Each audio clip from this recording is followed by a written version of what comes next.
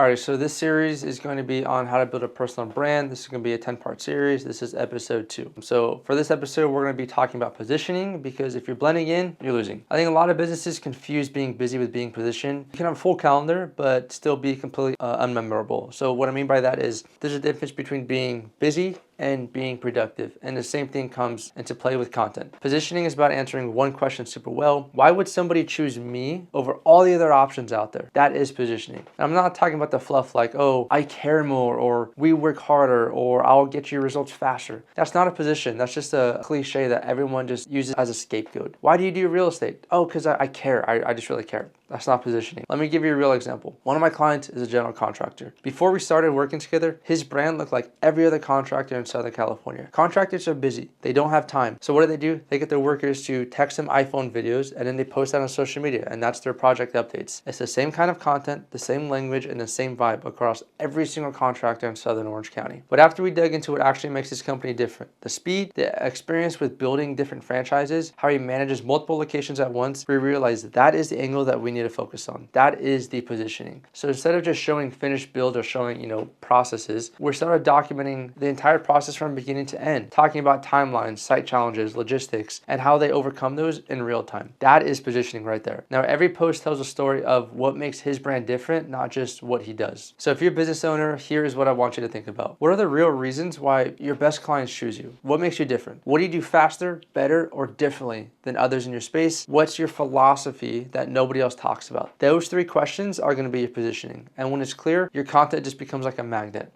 Not just to anyone, but to the right people who align with how you work and what you stand for. I see the mistake all the time. Businesses try to reach everybody, and they end up connecting with no one. If you're talking to everybody, you're talking to no one. It's a famous line, almost everybody knows it. Generic content, generic voice, no edge, no identity. What works in 2025 is specificity. I think that's a word. Being specific. You don't need to go viral. You need to be unmistakably you. Be authentic. Be who you are. There's 8 billion people in the world, guys. There's one of you. Be that one person. Why would you want to be somebody else when there's already a duplicate of them? Your brand should walk into the room before you do. That's what good positioning does. That is the power of positioning. So if you're watching this and you're like, Nathan, I don't know what makes me different. I'm just kind of boring. That's literally the first thing that help my clients figure out. Not just how to shoot content, but how to shape the message behind it. So if you're tired of posting and still feel invisible, get clear in your positioning and then start creating, because you're going to be shocked how much changes. I'll see you in the next episode.